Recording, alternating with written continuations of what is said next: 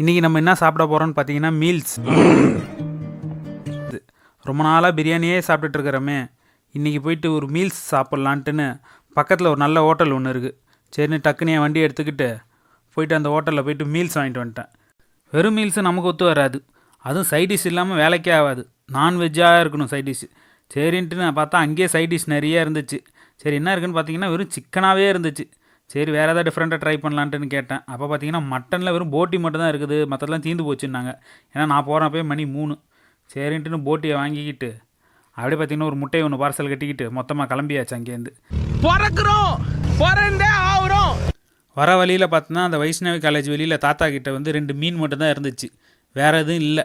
சரின்னா அந்த மீனை 2த்தையும் வாங்கிக்கிட்டு வீட்டுக்கு வந்தாச்சு. அவன் இன்னும் திருந்தலமாமா. மொத்தமாக எல்லாம் சேர்த்து பார்த்தீங்கன்னா ஒரு 270 ரூபா ஆச்சு. சாப்பாடு பார்சல் வாங்கின்னு வர எல்லாருக்கும் ஒரே பிரச்சனை தான், நீங்களும் கண்டிப்பாக அதை ஃபேஸ் பண்ணியிருப்பீங்க. என்ன தெரியுங்களா? என்னங்க எனக்கு ஒன்றுமே புரியல. அதுதானப்பா எனக்கும் புரியல. அந்த குழம்பு, ரசம், மோர் இதெல்லாம் பார்சல் பண்ணி கொடுக்குறான் பாருங்க, அவன் தான் பிரச்சனை. என்ன என்ன இழவி அது? அவனுக்கு வீட்டில் பிரச்சனையா இல்லை ஹோட்டலில் ஏதாவது ஓனர் திட்டாரான்னு தெரியல.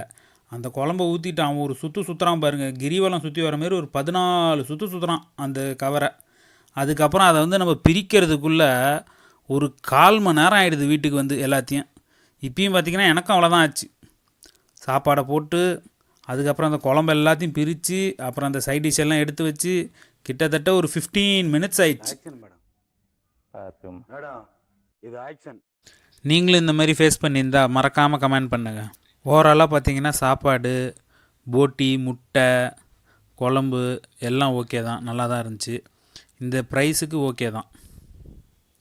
நெக்ஸ்ட்டு வேறு ஏதாவது ஒரு டிஃப்ரெண்ட் லொக்கேஷனில் போய் நம்ம சாப்பிட்டு வீடியோ எடுத்து போடுவோம்.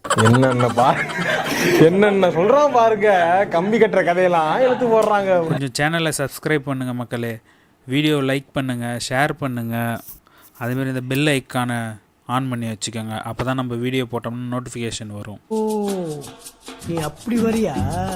வேறு ஒரு வீடியோவில் பார்க்கலாம் நண்பர்களே. நன்றி.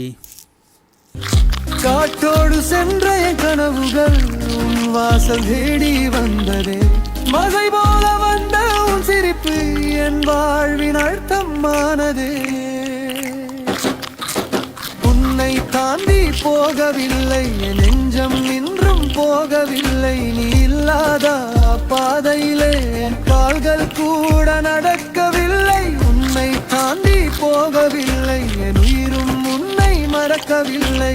காலம் பல ஆண்டுகளானாலும் என் காதல் மட்டும் குறைவில்லை.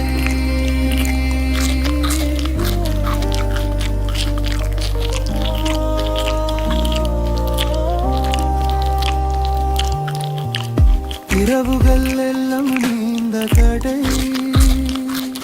உன் நினைவில்